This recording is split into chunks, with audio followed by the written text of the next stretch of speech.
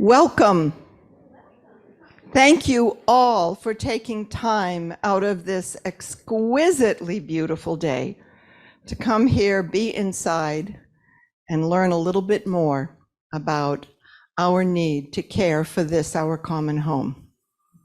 I'm Elizabeth Gus, and I am a member here of the St. Hubert Parish, and I'm also the head of our green team. And I want to give you a little bit of an overview as a part of the welcome, and then introduce Jeff to you, and then let him take it away. My introduction welcome, and then the opening reflection is probably going to be between 5 and 7 minutes, and then Jeff will talk for 45 or 50 minutes, and then we will have time for questions following. And then there's a lovely reception in there. I don't know if any of you cruised through the fellowship hall there, but oh my gosh, this is appetizer city. It's going to be wonderful. So thank you to all of you here and to those who are joining us via Zoom. And if anybody that you know would still like to be able to see this presentation, the recording of it will be on the St. Hubert website in about a week. So you can watch for it. Be a good opportunity as well to learn a little bit more and to be able to study the slides in a little bit more depth and detail. So that's the first thank you, and letting you know what's coming. I want to thank Jeff and Sue Renner for their willingness to come here again on this beautiful day. Although 3 months ago, when I secured Jeff's agreement to come on this date, we had no idea how beautiful the day would be. But you were still here, and so thank you.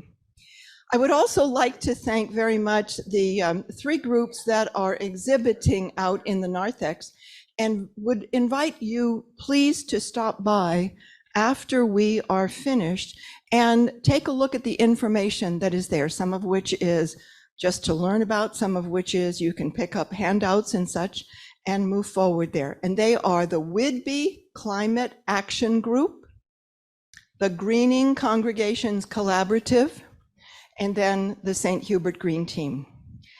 Each of those tables has sprigs of rosemary, and you are welcome to take a sprig of rosemary from any of the tables.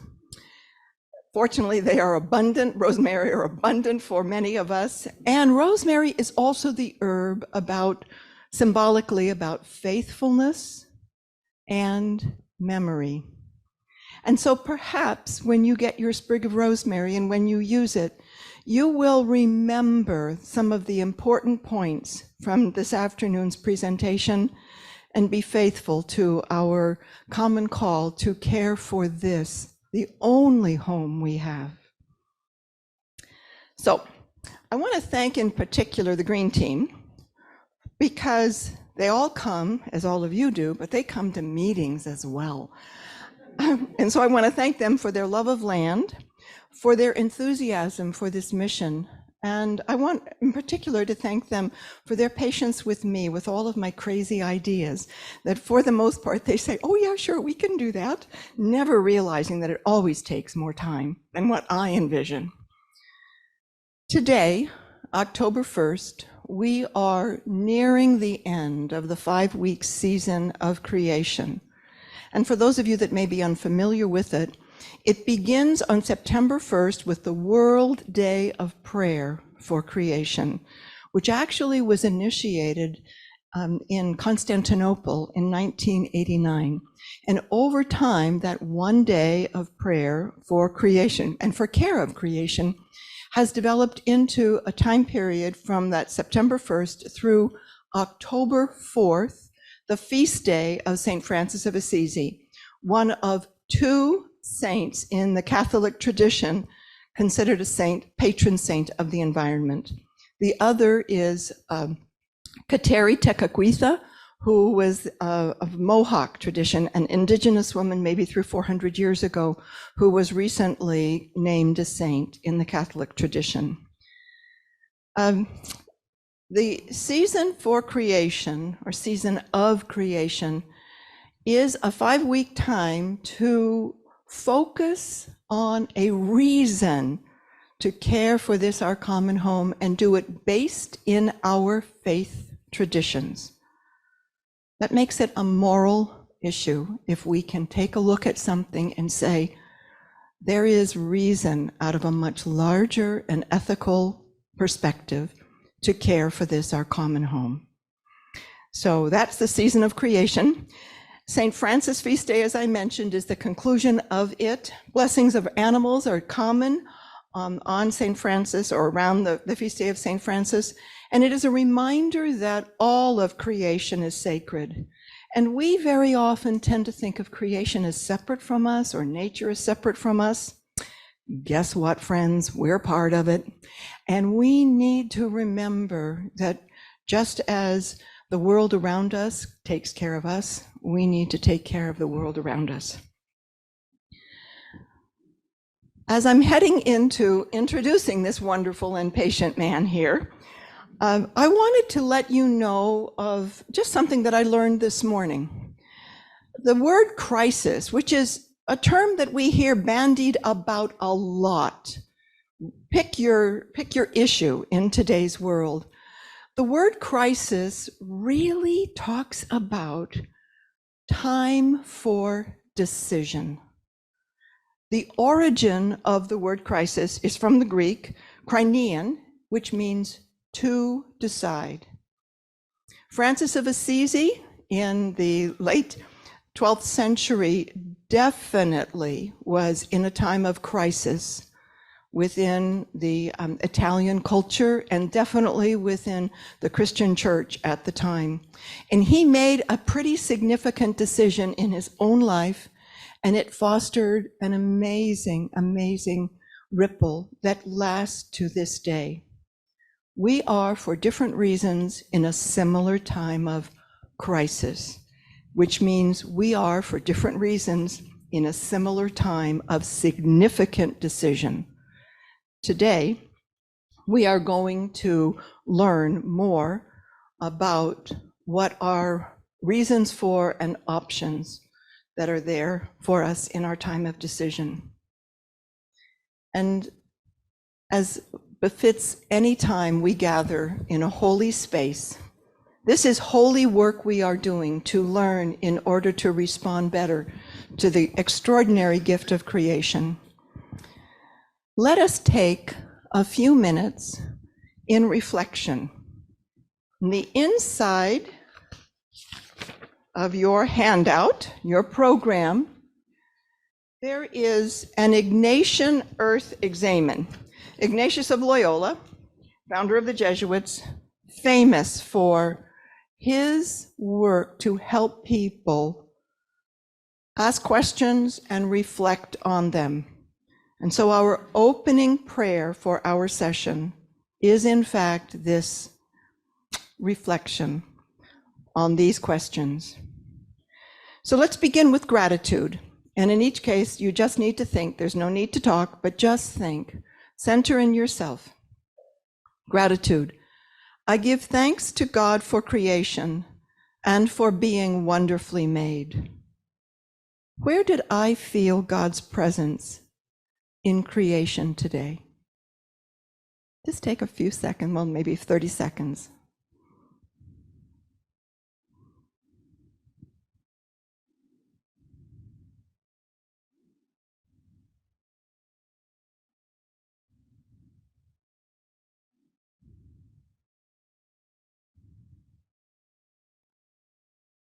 Let us open ourselves to become more aware. I ask for the grace to see creation as God does, in all its splendor and suffering. Do I see the beauty of all creation and hear the cries of earth and the poor?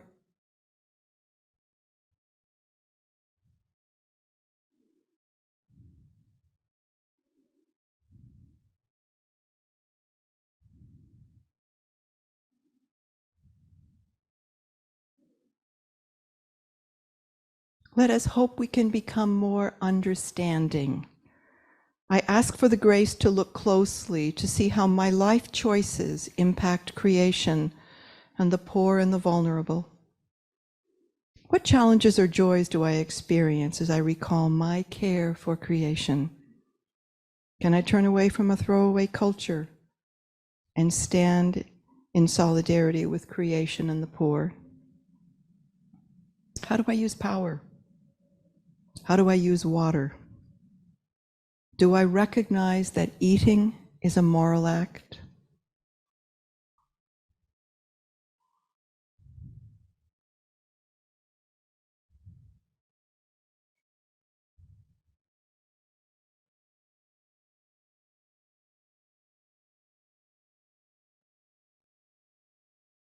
Am I open to conversion? I ask for the grace of conversion towards ecological justice and reconciliation. Where have I fallen short in caring for creation and my brothers and sisters? How do I ask for a conversion of heart?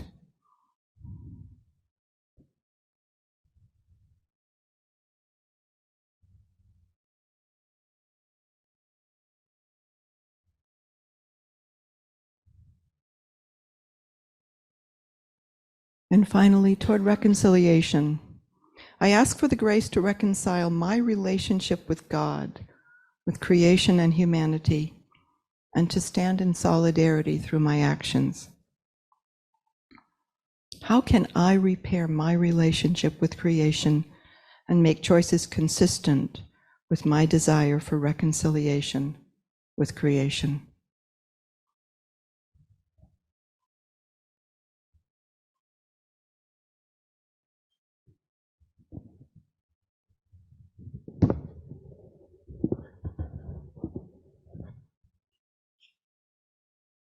Thank you. When we conclude, we will do the prayer for Earth as our closing prayer. So for now, it is my extraordinary pleasure to introduce Jeff Renner. You got his bio on the back of your program, so I don't need to go into that, but I do want to tell you how I met him, okay? About a year after the publication of Laudato Si', there was a group that was gathering down at St. James Cathedral, and it was called the Laudato Si' Leadership Group. And I was invited, and it was really wonderful to go.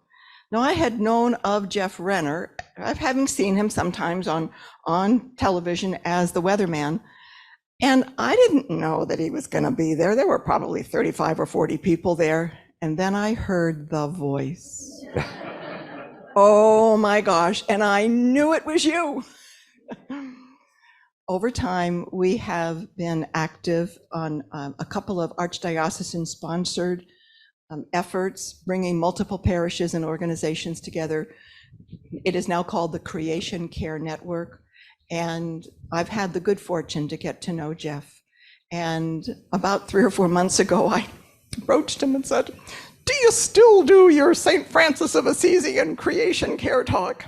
And he said, "Well, yes, I do." And I said, "Would you like to come on up here and do it up here?" And he said, "Why, I think I might." And so, Jeff, welcome. Thank you. Our South Whidbey community is thrilled to have you. Well, it's wonderful to be here. Thank you very much, Elizabeth. And whatever feelings Elizabeth mentioned about what I do, I echo those for Elizabeth and her green team as well. I must say I'm very impressed with the turnout. On a sunny day when there are football games, various other things, I really thank you for taking time to turn out. I consider us to be essentially part of a small faith community. And if you have the blessing to be a part of that in any other aspects of the practice of your faith, you know how a group of dedicated people can make a real change in things that don't seem like they can be changed. So I would ask all of you to give yourselves a round of applause.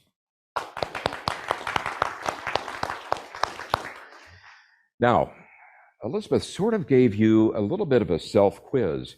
I'm going to begin with a little bit of a self-quiz as well. You won't have anything to turn in. There aren't going to be any scores taken or handed out, but we're going to essentially, going back to my career in television, offer some headlines, a few questions for thought. You don't need to answer these out loud, but just consider them. Number one, the connection of caring for creation with faith originated with A, Pope Francis, B, Pope John Paul II, C, Pope Benedict XVI, or D, Pope Paul VI. Just think about that for a few seconds. By the way, we're going to explain these in greater detail later on. That basically gives us a little bit of foundation. Question two, 200 medical journals and the World Health Organization declared as the biggest threats to worldwide public health and life in the order given, A, COVID, then climate change, non-communicable diseases being things like heart disease, stroke, cancer, diabetes. B, COVID, non-communicable diseases, finally climate change. Or C, climate change, non-communicable diseases, and then COVID. Think about that. And finally, climate change and environmental damage. A, it will affect everyone the same. B, it will affect those responsible the most. Or C, the greatest impact will be on those least responsible. Just think about that for a minute and file that away. I think as people of faith, whatever our traditions might be, what does the climate and environmental crisis have to do with our faith? What are we called to do? That's essentially what we're here to talk about today, to consider and to enter into dialogue. Now, it might seem pretty obvious why I take this on as an important issue. I am by training an environmental scientist, meteorologist to be specific, and I enjoy immersing myself in the beauty and wonder of God's creation, sometimes literally, like there, and sometimes figuratively. And see, as an environmental science journalist, I've had an opportunity, at times very difficult opportunity, to cover some of the major issues that we face in terms of environmental degradation. By the way, we'll explore this particular interview opportunity I had a little bit later in our discussion. I would say to you that it's very easy for us to come to a point where we say the environmental crisis is one of the abuse and misuse of science and technology, and certainly that's true. But I would say, and I echo somebody else I'll reveal later on, that it is a crisis of faith, it is a crisis of meaning, it's a crisis of values. And unless we address that and make it the foundation of what we do going out from today into the future, whatever solutions we come up with are not going to be enduring. That has to be the foundation for it. There is a fourth reason, and I suspect I share it with most of you. I'm a parent and a grandparent. And as I look at my granddaughter, my wife Sue is over here. If you want to spend a little time after this presentation, just ask her to share a few pictures. She'll do so enthusiastically. But when I think of young Mackenzie, who's about to celebrate her second birthday, I think of added motivation to make sure that the gifts we receive is a gift that we are able to hand out to her and to the generations that follow. In fact, with that in mind, I'd like to invite you to join me in a personal exercise, and that is just close your eyes, take a moment and extend out your left hand, trying not to strike the person to your left, and imagine yourself connecting hands with some person who is very influential in your young life, in introducing you to the beauties and wonders of creation, in learning ways to enjoy them, and in seeing God's presence reflected in them. And as you hold their hand, think of the love, the emotions that you felt when you were able to spend time with them. But also imagine that they are connecting their other hand to the people that introduced them going back 1, 2, 3, 4, or more generations. And now imagine that person looking at you with love and affection, with a sense of joy that you appreciate the gifts that they gave you in terms of understanding and exposure. But also get a sense that they are looking at you with hope, that you will show appreciation for their gift by passing it on to future generations. Now lower your left hand and extend out your right, and imagine yourself grasping the hand of some young person in your life who means a great deal to you. And imagine them extending their other hand out to their future children and grandchildren, and their grandchildren's children and grandchildren. And imagine them looking back at you with a sense of awe at what you've been able to experience. And also, like the generations before, imagine them looking at you with a sense of hope, that the gifts you received will be a gift that you will be able to pass on to them. Just feel that for a minute. What thoughts occur to you? What do you feel in your heart? And just be with that for a second. Now open your eyes, or if you'd rather, just keep them closed, but you'll miss some good stuff up here. This exercise was taught to me by a man named Joe Day Gowdy. And Joe Day is a former chief of the Yakima Nation. And he spoke to me one time. We had an opportunity to do a program together. And he spoke to me that he said, when we look at gifts, there is either a philosophy that essentially views gifts as a bundle of rights, that we deserved it all along, or we can view it as a bundle of responsibilities. And that calls for us to have a very different orientation. That's what I hope that I know many of you carry with you already. The Franciscan friar and theologian, and I should mention that my foundation for a lot of this is my wife, Sue. Has served as a minister and spiritual assistant, did I get that right, within the secular Franciscan order. Franciscan theologian and friar Dan Horan said a perfect metaphor for where we find ourselves right now is this. Anybody able to name what that refers to? It's a Rembrandt. Prodigal son. We know the story. The father of the prodigal son didn't die soon enough. He wanted his inheritance. The importance of connection to family and friends, community, and faith didn't matter so much as being able to go out and spend that inheritance. To quote the relatively unknown biblical scholar, and I say that with a little bit of a smile, Robin Leach, the producer and host of Lifestyles of the Rich and Famous, the prodigal son wanted the sweet life. He had champagne wishes and caviar dreams. He wanted to enjoy the sweet life, and he wanted it right now and all of it. He went out, and it didn't work out very well for him, did it? He squandered that inheritance.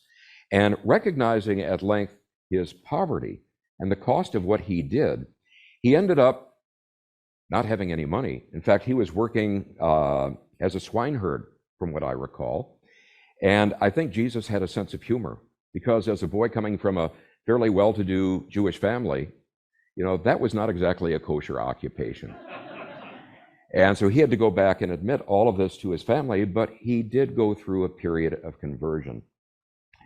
I think the inheritance he squandered is equal and on a par with the inheritance we've received, that gift from prior generations and ultimately from God in terms of creation. Rejecting, ignoring, and then being confronted by the consequence of our treatment of our family and our inheritance, that of creation. And that's the position we find ourselves in, I believe, right now.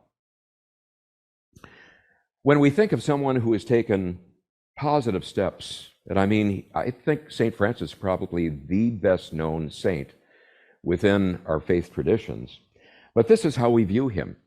This is a bronze overlooking a valley outside of Assisi. He's deep in prayer, deep in meditation, and surrounded by nature. And we tend to think we're a little powerless because we're not a saint. We aren't in that position of recognition and depth of faith that St. Francis was. Well, let me clue you in on something. Francis didn't begin as a saint. He liked the high life. And in fact, I think if you went back in the time that St. Francis was alive to the streets and alleyways that he liked to carouse with his friends and told them, that Francis, he's one day going to be a great saint, they probably would have thought you were hitting the Chianti a little bit too much. But he changed, and I'll tell you why he changed. His father was a very wealthy cloth merchant, and I think it's probably not surprising that he indulged St. Francis just a bit. He, I think, fully expected Francis to join the family business, and I think Francis fully expected to do that, but he wanted even greater power and prestige, the kind that would come from being knighted. And so he talked his father into giving him a war horse, a suit of armor, and the training to utilize both. And this would be equivalent to almost, I think, like giving your son or daughter at age 16 the keys to a top-of-the-line Porsche or something like that. Well, Francis rode off to battle, and he expected to get glory and victory on the battlefield and eventual knighthood, but it didn't turn out so well. Francis experienced profound defeat, and he ended up seeing a lot of his comrades in arms slaughtered, severely wounded, or like himself, thrown into prison, where he became very, very ill. At length, after about a year if I have the story correct, the Perusians finally decided to accept ransom for him, and they released him. Francis did return home to the valleys in and around Assisi, but he spent very little time there. All the things, like the prodigal son, that seemed so important, so critical, suddenly didn't have an attraction for him anymore. But he faced another question, and I think it's fair to say he was probably suffering from PTSD. And that is, what do I do with my life? What do I do to fill the empty spots? So he wandered into a little church and he encountered this crucifix. And he later told friends he heard, not in his imagination, but with his ears, the figure of Christ on the cross say to him, "Francis, go and repair my house, which as you see is falling into disrepair." Now, Francis was still definitely a young man, and like other young men, he tends to think practically. I know I went through that. I gradually, sort of hopefully moved through that. But Francis had to go through that process, and so he sold some of his father's expensive cloth, which did not endear him to his dad, and used it to buy materials to start rebuilding the church. But eventually he began to realize it was not the physical church, it was not the physical house that he was called to rebuild. It was the relationship of people and recognizing of their relationship to God the Father, God the Son, God the Holy Spirit, the relation with each other, and the need to live in fidelity to the gospel. He began to come to that recognition. Laudato Si gives us two, I think, fundamental pieces of scripture. God saw everything he had made, and behold, it was very good. And I think, pursuant to what Elizabeth said, everything, not just humans, not just people like us, but everything. Sirach, the compassion of man is for his neighbor, but the compassion of God is for all living things. We need, as Laudato Si reminds us, to embrace all of creation. Very often as I talk to people, and mosquitoes are a tough one, but they'll say, you know, of what use is that to us? And Laudato Si reminds us we need to speak of the priority of being over that of being useful, which is typically the test that we do. So Laudato Si poses the challenge to each of us, essentially in the words posed to Francis, "Go and repair my house, which as you see is falling into disrepair." And so what I'd like to do is to give us a little reality check of where we're at, what I call the climate flashpoints. And they're not easy to listen to, but it's important for us to get a sense of where we're at. There are basically 6 categories: record mid-latitude heat, record drought, record fires, flooding, polar heat, and ocean degradation. Let's start out with record heat. Summer 2023, although we fared pretty well here in Western Washington, it was the hottest on record globally, and that has just been confirmed by scientists at NASA. We had temperatures, I won't read them all, 152 degrees in Iran, a batch in 126 in Death Valley in China, and very, very hot in Spain. Looking back at the record, and a question that we often answer or are posed to us, and I'm not a climate scientist, though I have the incredible good fortune to work with some at the University of Washington, is how do they know this? They know it by checking ice cores, which contain a long climate record, fossilized trees that show the tree rings and allow them to see the changes that were occurring in climate, and fossilized marine life that are found in deep sea sediments that they can date going back a long time. And based on that evidence, they show that this heat wave that we experienced this year and that we've been building to over the past few years is a 1 in 120,000 year heat wave. Aren't we lucky? There were 4 heat domes, and this is about the only weather forecast types. I think there's one other one that I'll toss at you. And 4 heat domes that were responsible. And essentially within a heat dome, it's an area of high pressure sitting above us. The air sinks, it compresses, and a little bit like if you were at the bottom of a rugby or football pile, you'd heat up. Mechanics are a little bit different, but essentially there's heating, and it also dries things out. The 4 that we saw were over the US Southwest, northern Mexico, the North Atlantic, North Africa, Southern Europe, and China. UN Secretary General Antonio Guterres, in maybe a bit of overstatement, said the era of global warming has ended and the era of global boiling has arrived.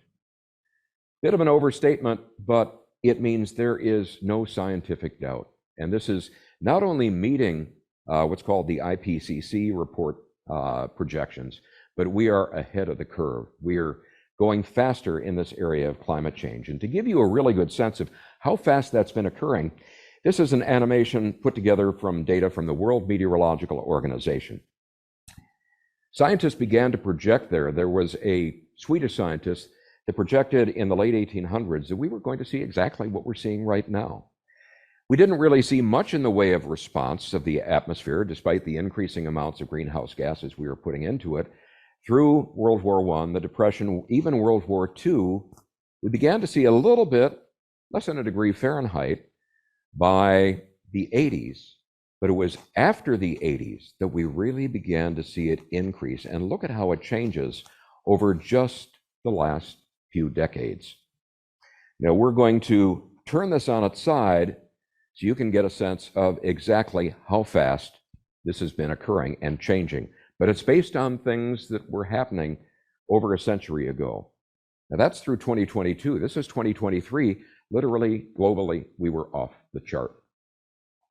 Here in the Pacific Northwest, the wonderful Climate Impacts Group, and I say that not only as a grad of Department of Atmospheric Sciences there, but I know the great work that they do, is compared to the years before 1900, we've warmed roughly 2 degrees Fahrenheit. They have calculated, running model simulations, that within 2 decades, we could be looking at 5 to 6 degrees warming over our long-term averages. Next is record drought. We are still, despite the rains and the snows of last winter, the western U.S. is still in a mega drought, and in other parts as well. According to research published in the journal Nature Climate Change, February of last year, this began 23 years ago in the year 2000, and it's the worst in 1,200 years. Hydrologists are telling us, people that study rivers and so forth, say rivers, major rivers, are becoming irrigation ditches. There's a threat that a dead pool may form on the Colorado River, essentially where the water level is no longer high enough to cover the turbines to be able to allow them to be used. We have record fires, and they are what we commonly call mega fires because of the size, the extent, the damage. We saw in Quebec, which typically does not see a lot of forest fires, wildfires, 13 million acres burned. The smoke from those drifted over the Midwestern and Northeastern United States, placing a number of cities in the top 10 list of the most polluted areas around the globe, ahead of major areas like Beijing or New Delhi. Lahaina had the 5th worst U.S. wildfire, and we're going to talk about the different contributions to that in a bit, and Greece had the worst season ever. So next we go to record flooding, and it might seem that they're not located or congenial to each other, but this is a picture taken in Libya, and just this past month, now we're, October 1st, they had major flooding, and the death toll is placed in the tens of millions. And this is related to something called a metacane, and we'll touch on that briefly. But to just take a quick inventory, California had December flooding and then April snowmelt from something called an atmospheric river. We used to call them pineapple expresses, tapping into moisture from the tropics, bringing it up into the United States and southern Canada, and essentially the flow of moisture is equivalent to the Amazon River, but moving up and dropping as precipitation. 13 million people were under flood watches and warnings in the northeastern United States in July. China had the worst flooding ever recorded in August, and in Spain and France in August, Paris had 1 month of rain in a single hour. This just shows, again, what we've experienced. California, 11 atmospheric rivers. The winter before, Pacific Northwest, we had 7. I can tell you as a forecaster, it was not unusual for us to see 1 or 2 atmospheric rivers. We had 7. And you couldn't get east of the Cascades, or if you were in eastern Washington, west of the Cascades, or even down to Portland, because I-5 was closed for a while. So next, record polar heat. Scientists found the most intense heat wave ever recorded in Antarctica, 70 degrees Fahrenheit above average during what was their autumn, and those temperatures were hotter than some of the hottest summers ever recorded in Antarctica. It was due not only to some of the atmospheric structure of temperatures above Antarctica, but also due to very unusual wind patterns and record low sea ice. And in fact, another scientific paper reported on in the New York Times said the Arctic summers could be ice-free, sea ice-free, not just on an occasional basis, but on a routine annual basis by the 2030s. Last one is ocean degradation. As a volunteer diver for the Seattle Aquarium, I take this really personally because I see it, I feel it. Oceans have absorbed 90% of the added heat since 1970. In the 80s, it was atmospheric temperatures sort of leveled off, and people said, that's the end of it. We don't need to worry about it anymore. The reason is the oceans were absorbing that heat. Marine heat waves have doubled and intensified since '82, and in fact, in just this last year, 50% of the world's oceans reported a major heat wave, and we've listed a few up there. One example, the Florida Keys, 101 degrees. That's as warm as most people keep their hot tubs. And it's having a major impact on life. And it's affecting the Pacific Northwest as well. This was a few years ago, but hot water killed half of the Columbia River sockeye salmon. And this is happening each year in different parts of the Pacific Northwest. It used to be said that the returning runs of spawning salmon were so numerous you could walk across the river without getting your feet wet. Now we can say, sadly, you can walk across the river practically without getting your feet wet on the carcasses of salmon who have been killed by overly hot river temperatures. Laudato Si states, as often happens in periods of deep crisis which require bold decisions, we are tempted to think that what is happening is not entirely clear.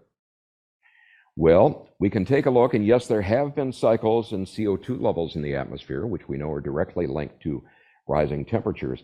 But look at what happened as of 2016. It went off the chart, reaching 400 parts per million. And now we are looking at levels far above that. It continues to go up. And the correlation with temperature is also clear. As of 2016, we were almost off the chart. 2022, 2023, we're well beyond that. Occasionally you'll hear people say, well, wait a minute, we had a cold outbreak. Doesn't that disprove this idea of climate change or global warming? Well, we need to, as I'll say here, use a wide-angle lens, not a telephoto focused on one area. The surface area of the continental United States is a little bit under 4 million square miles. The surface area of the entire globe is almost 200 million square miles. The US covers 2% of the planet's surface. And saying, well, we don't really need to worry about this because their area is not affected, is a little bit like having somebody admitted to the burn unit, say at Harborview, with only 98% of their body burned, and saying, well, it's not really an emergency case. We don't need to deal with that just yet. I don't think any medical personnel would say that. We aren't in a position to say that either. What happens when we do get these cold outbreaks that seem anomalous? Well, the greatest warming is over the polar regions because the ice is melting, they're absorbing more heat, and that's being transmitted to the atmosphere. The jet stream is defined at strength by the contrast in temperatures from north to south. And as that contrast decreases, the jet stream decreases, and you get these major undulations where cold air, polar vortices break out. There were words I didn't like to use on the air because I thought people would be scratching their heads and saying, what's he talking about? But it's become more common knowledge and part of common conversation now. We're not just seeing extreme events, we're seeing increasing long duration events, droughts, heat waves, cold waves, and flooding. You maybe have heard the statement by Will and Ariel Durant, the historians, that civilization exists by geological consent. I updated that to say civilization also exists by meteorological and human consent, subject to change without notice. If you saw the aftermath of Katrina down in New Orleans and Louisiana, some of the other things, you see that civilization falls apart when we start facing these magnitude of changes. So the question we face is who or what is the culprit? I turn to the Sherlocks of attribution meteorology. No, I don't have a hat like that I'm going to put on, but I was a big fan of Benedict Cumberbatch, and I was sorry when he discontinued doing Sherlock. This search for fingerprints began in the year 2003. That was the year of a major heat wave in Europe. It's estimated 70,000 people died from the heat alone. The last time they'd had a heat wave anywhere near that impact and magnitude was 1540, and yes, that was before I was born. To give you a sense of perspective, Henry VIII was the King of England back then. The question that the scientists wanted to answer is, are there human fingerprints on that heat wave? So they formed an international detective agency of scientists called World Weather Attribution. And by the way, you can look that up. They've got a wonderful website, and it's made up of some of the leading climate and meteorological research institutions in the world. What they were looking at, and there's the website, was they wanted to examine instances of extreme temperatures, rainfall, floods, drought, snowfall, and storm surges. The question, and this is important to focus in on, is not whether climate change caused a specific extreme event, but did it make it more likely, and did it make it more extreme? We're not saying that's the only cause. Some of these things have other aspects that are leading to them, but we're seeing that they're making it more extreme and more likely. Just to give you a few examples, and again, this is right from their website, their team of scientists determined that the July 2023 worldwide heat waves would have been impossible without what we call anthropogenic or human-caused climate change in the US, Mexico, and Europe. And the event in China was a 1 in 250-year event, except they're seeing them more often than that. It doubled the threat of May and June wildfires in eastern Canada, and it led to the formation of what we're now calling Medicanes. The latest one was Medicane Daniel, Mediterranean hurricane, over South Europe and North Africa. They had, and this is what led to the flooding that has killed it, estimated at least 10,000 people, 18 months of rain in 24 hours. Could you imagine us if that happened here on Whidbey or in the Puget Sound region? Father Thomas Berry, who calls himself an earth theologian and a geologian, all the disasters that are happening now are the result of spiritual autism. And that leads us to what I think is central and what I mentioned at the very outset, the call of faith, what we're called to do. Some committed and prayerful Christians, with the excuse of realism and pragmatism in Laudato Si, tend to ridicule expressions of concern for the environment. And we may know many people who practice their faith with great diligence and for whom that's very important, maybe express that view from time to time. If you go to Assisi, there's an area called the Carceri beyond the chapel there, and you'll see this statue of St. Francis on the ground, sprawled out, looking up at the heavens and saying, "Who are you, God, and who am I?" A number of faith leaders that I respect greatly say we're reversing that role in terms of who is God and who are we. You'll find this chart close by, and it reads, Laudato si mi Signore per sora luna e le stelle, in cielo lie formate, clarite e pretiose e belle. And basically that is, praise be my Lord, that's what Laudato si means, for sister moon and the stars. In heaven you formed them clear and precious and beautiful. We need, Laudato si tells us, as St. Francis did, not a collection of objects, a communion of subjects. St. Francis was a prime example of that. You might have heard of the Wolf of Gubbio story. It's not just a story. We got incredibly lost in the little town of Gubbio trying to find the statue at the point where St. Francis encountered the wolf. And you can see in one of the buildings in Gubbio an ossuary, a box containing the bones of that wolf. Collection of objects? No. Communion of subjects? Yes. Father Dan Haran, who I referred to earlier, said, we no longer believe the sun rotates around us, but some still believe the rest of creation does. Laudato Si argues, St. Francis argues, for us to move from a dominion view of our relationship to creation to stewardship, and beyond stewardship to kinship, recognizing our interdependence and the essential dignity of all elements of creation. Once again, God saw all that he made, and it was very good. Christ in Colossians, Christ is the image of the invisible God, the firstborn of all creation. For in him were created all things in heaven and on earth. For you love all things that are and loathe nothing that you have made. Good reminders. Now, what I'd like you to do is join me on a little journey that Sue and I had an opportunity to make in 2015. It was the year that Laudato Si came out, and I had the opportunity to interview the editor of the original version of Laudato Si, then Father Michael Cherney, and now Cardinal Michael Cherney. While visiting Rome earlier this year, I had the opportunity to speak with Father Michael Cherney. He led the team that composed the first draft and offered insights on its motivation. One is the scientific evidence, and the other is the experience and the suffering of the poor. And looked at from these two complementary angles, climate change is on the agenda. on the assertion that humans have a right to use the Earth's resources however they wish. And God doesn't exercise dominion rapaciously or irresponsibly. In fact, he does it very lovingly. And so it's a mistake to use the word dominion as a justification for the uncontrolled or the unmeasured exploitation of resources. On the issue of waste and overconsumption.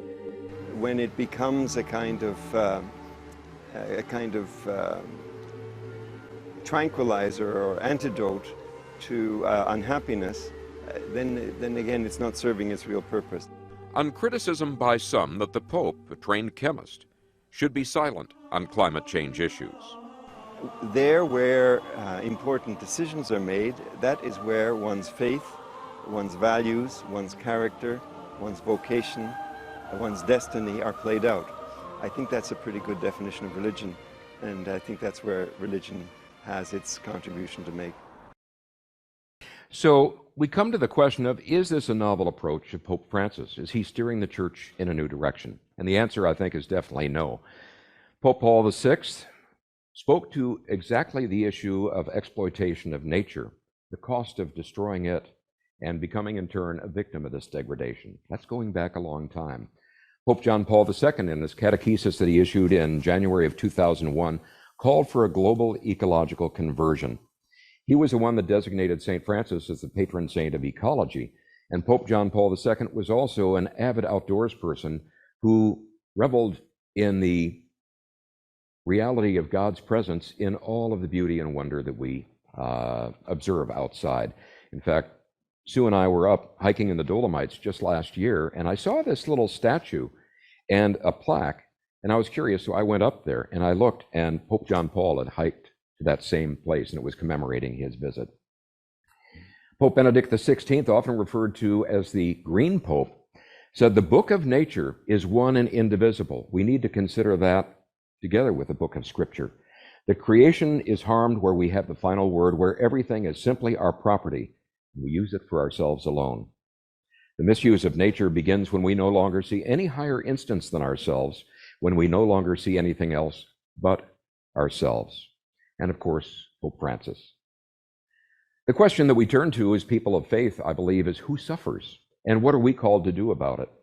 And so we turn to the issue of environmental justice. Laudato Si states the gravest of all effects of attacks on the environment is suffered not by those most responsible for it, or everyone, but typically by the poorest. One example of that is the phenomenon that did exist called redlining, where banks would preferentially give loans to people considered to live in safe neighborhoods or to businesses, and those that lived in neighborhoods that were not preferable, they would deny the loans. And it also made it easier for major highways, industrial plants, etc., to live in those neighborhoods. I was curious, after looking at this article, whether we experienced the same thing in the Seattle area. And so I looked at some maps and found out, yes, redlining definitely existed here. I'm going to cut the sound down because this is recorded a little bit higher than the other one. I went on a little bit of a drive to see if I could find tangible evidence of this.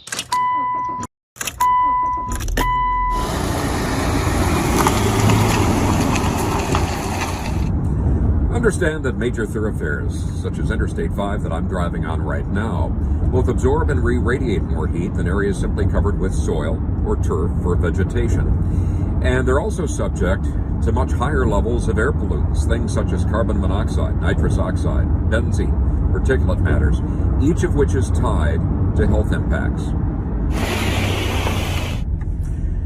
So we're going to check the connection between income level, pavement, trees, and heat right here in Seattle. This first neighborhood has been considered desirable for decades. You'll see plenty of trees, big trees here, and it's several miles away from the nearest highway or interstate. So let's check the temperature right here in Queen Anne. There we are. We're looking at 75 degrees. Now we're heading to a neighborhood that was long subject to redlining. It's called the Georgetown neighborhood. Many of the people living here live near or even below the poverty level. You'll find plenty of pavement. You won't find many trees. So let's check the temperature here. 82 degrees. That's 7 degrees warmer than in Queen Anne. Now that's exactly what the published research showed, that in city after city, low-income neighborhoods tended to experience temperatures 5 to 20 degrees hotter than high-income neighborhoods.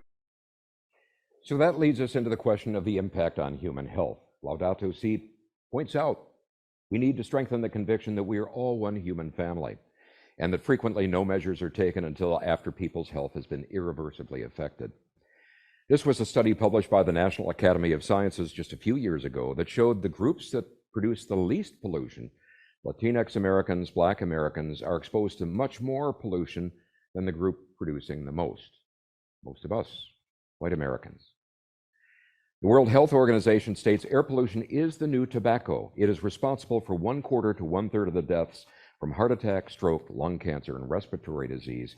In fact, another research project done by Harvard University, University of the City of London, and University of Birmingham in England says 1/5 of all deaths worldwide are caused by exposure to fossil fuel particulates and gases. That's 678,000 if you round it off just a little bit. Then most amazingly to me, and I had to look at this twice, 200 medical journals across the world simultaneously chose to publish editorials on the problem, calling climate change the greatest threat to public health. This was in 2020, when we were in the depths of the COVID pandemic. They viewed that as being below climate change as a threat to public health. So we turn from environmental injustice to generational injustice, the one that I related to with my granddaughter and son and daughter-in-law. What kind of world do we want to leave to those who come after us, to the children now growing up, that you see gather with you wherever you belong as a faith community? One of the terms I had not heard until very recently was climate anxiety. I do a program called Challenge 2.0. When I retired, now late Father William Tracy was asked, "Did you hear Jeff is retiring?" He said, "Oh, he's going to come and work for me." The only problem was nobody had talked to me about that. But we have done a program. We're now in our 6th year of production. It's on Sunday mornings. And 2 of the people seated at that table are parents of children who died from suicide. The woman in the middle, Reverend Rachel Tabor Hamilton, is a crisis intervention counselor who has gone to places such as New York after 9/11, various other places, dealing with this. And I asked Rachel, I said, "So what do young people tell you is the biggest source of stress?" She said, "One of the biggest sources of stress I hear from teenagers is climate change. They wonder if they will have a future." We're concerned about drawing more people into our faith communities. It does not help when they feel that stress and that concern over their future. One Yale University study of 27 to 45-year-olds, the age that's typically having children, almost 97% are very worried about their children because of climate change. Almost 60% are questioning whether to have children because of that reason. And more than 6%, although they love their children very much, say, "I regret bringing children into this world because of what they're leaving them." Another study that dovetails on that very handily, I can't roll back. This was of 10,000 young people and published in the prestigious British medical journal, The Lancet. Surveyed 10,000 young people in 10 countries. 77% said because of climate change, they feel their future is very frightening. 45% say their feelings, their worries about climate change and its impact their daily lives negatively, daily. 48% said they feel their fears are dismissed by others.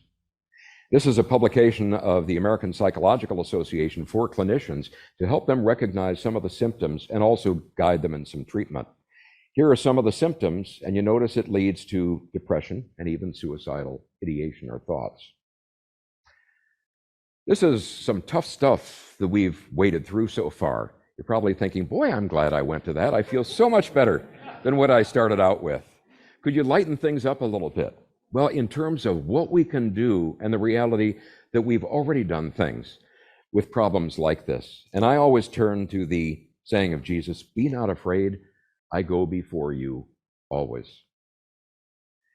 Professor Michael Mann is one of the most internationally renowned climate scientists, and he has been stating recently, doom-mongering has overtaken denial as a threat to climate action, both because we think we can't do anything, and there are certain groups that are trying to manipulate this with the belief that if we don't think we can do anything, they'll be able to continue with business and policies as usual. You want a sense of optimism? That was New York in 1966 on a fairly routine basis with the level of smog. Maybe some of you lived back there at that time and remember that. That's what New York City can look like if the clouds are not there. But the change in air quality is dramatic. In LA, 1968, photographers had problems during the mid-afternoon hours because it was so dark it was practically like nighttime conditions. That 2005.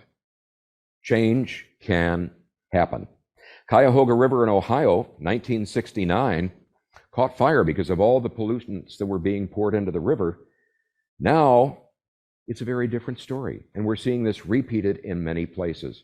What we need is the will to come together to motivate people to see that not only is change needed, but we can make it happen. The problem and the solution are within our control. Another good example of that is the ozone layer.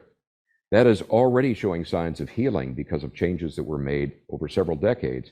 And it's expected within about 2 more decades that it's going to be back where it was before propellants were used that damaged it. I think we have a couple of key questions. Am I called to respond? How can I respond? And how willing am I to consider and connect with the needs of others? I say there are 3 elements to this. One is community, one is action, and one is prayer. And each one of those are fundamentally important. One is community. You heard Elizabeth talk about the Creation Care Network, which encompasses a lot of the parishes in Western Washington. You have your green team. They do excellent work here. You have others up on Whidbey Island. I'm looking forward to hearing more about that as well. There are some other good resources, Catholic Climate Covenant. There is Earth Ministry, and there is also the Laudato Si movement that have some wonderful resources that you can tap into. We need, as we're looking to become an effective community, we need to ask, how do I define myself? As a lone player, one with a bundle of rights, or one with a bundle of responsibilities? Now, with apologies to Rene Descartes, you may remember him saying, I think, therefore I am. The motto nowadays seems, among too many people, is I consume, therefore I am. I like this quote very much from Professor Jessica Coblentz from St. Mary's College in Notre Dame. She said, it's a cursed existence to have nearly everything and yet focus on what one doesn't have. And she draws the example of Adam and Eve. What more could you ask for? They lived in the Garden of Eden and walked with God in the cool of night, and yet they focused on the thing that they didn't have or thought they should have. Contrast to that, you had the relatively poor people at the time of Jesus. They didn't stop to think, well, I don't have enough food to carry with me or enough water to carry with me. They went and they wanted that connection with the ministry of Jesus and the change, the healing that he could bring. They were finding gifts, even where they didn't seem to be present. St. Augustine has defined sin as being curved in upon oneself. I like that picture of the guy, too.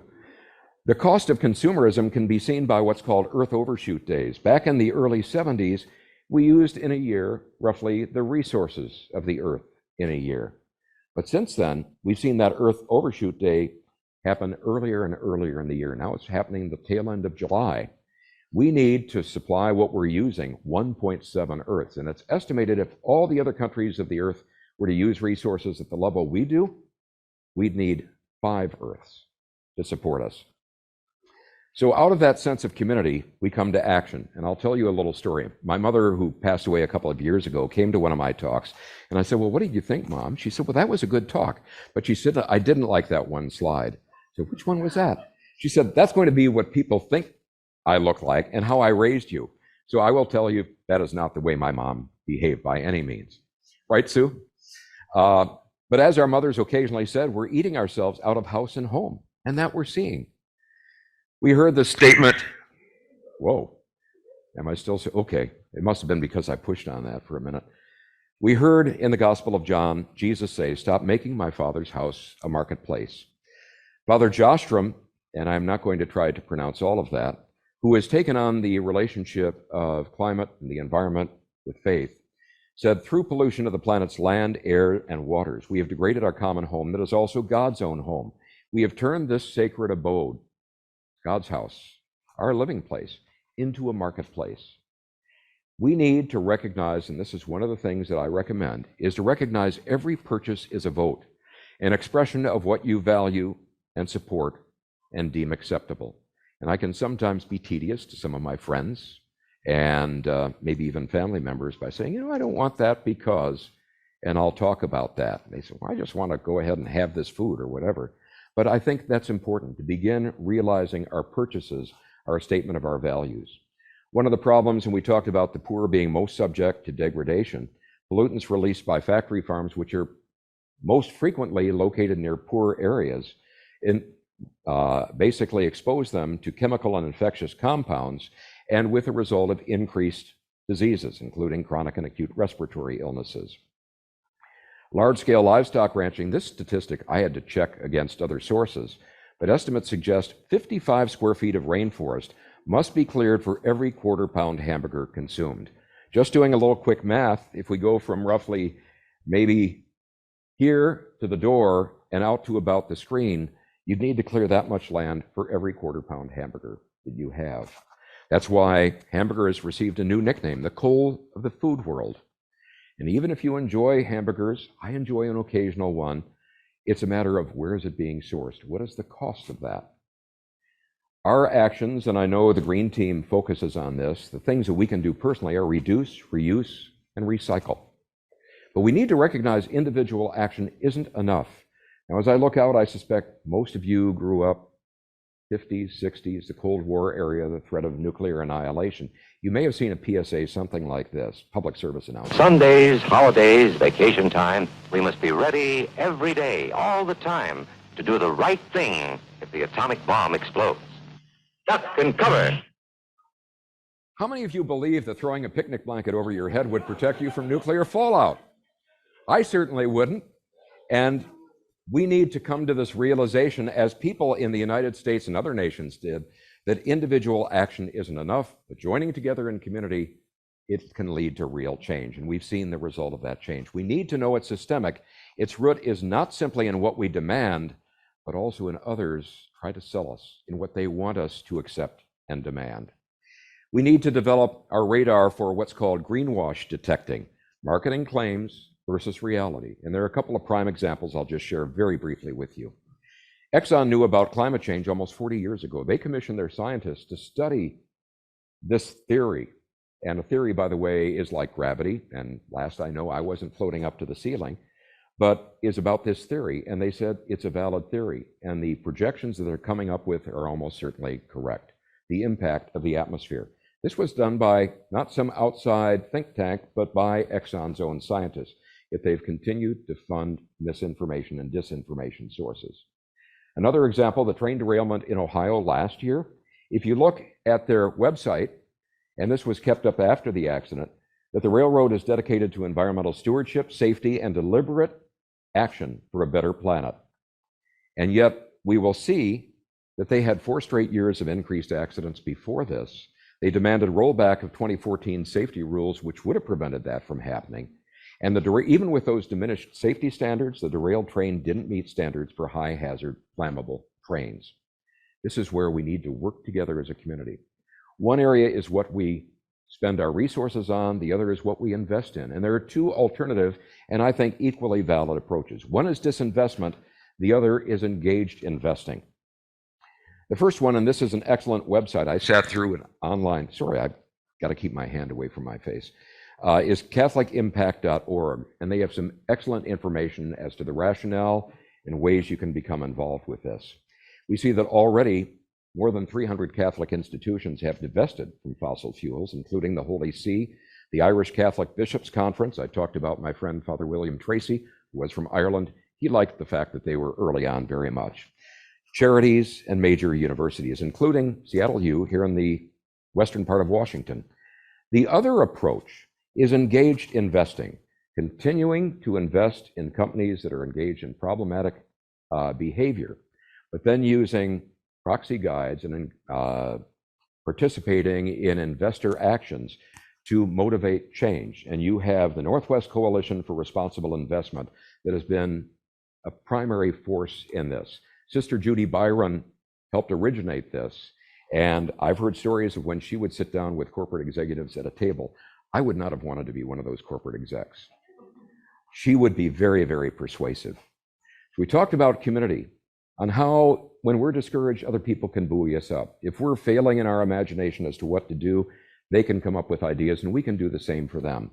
The need for personal and community action, but it also involves prayer, the exercise of our faith. One of the stories, as I conclude, that I liked very much was a story of a young woman who had graduated from college. A couple of years after her graduation, she ended up meeting one of her advisors, and she told the advisor how she was working to change the world. And the advisor listened to her compassionately and attentively, but then concluded by saying, "You do not have the life of prayer and silence necessary to sustain the work you are doing. It needs to be based on something." Thomas Merton said, "The other thing is humility. The next step in the process is to see your own thinking about what you're doing is crucially important. All the good that you will do will not come from you, but from the fact that in obedience to your faith, you are being used by God's love." So we did this exercise at the very beginning. I would encourage you to take that with you and practice it. Can I accept God as always present, that there is always light? And I think that's important when we tend to feel discouraged. How is God prompting you to confront the problems with his house? What thoughts emerge? Are you including environmental sins in your examination of conscience and reconciliation? I'm going to check back with Father Paul and say, okay, in the confessional, have you heard some of these being brought up? Maybe he'll remind you too. Part of our life of faith, I think, is also, as the Sabbath tells us, to take time to rest. By the way, that's our Siberian Husky. To play, to revel in God's creation, and to explore. Because it reminds us, it recharges our batteries, it reminds us of why we care about this in the first place, as well as when we looked in that initial exercise at future generations.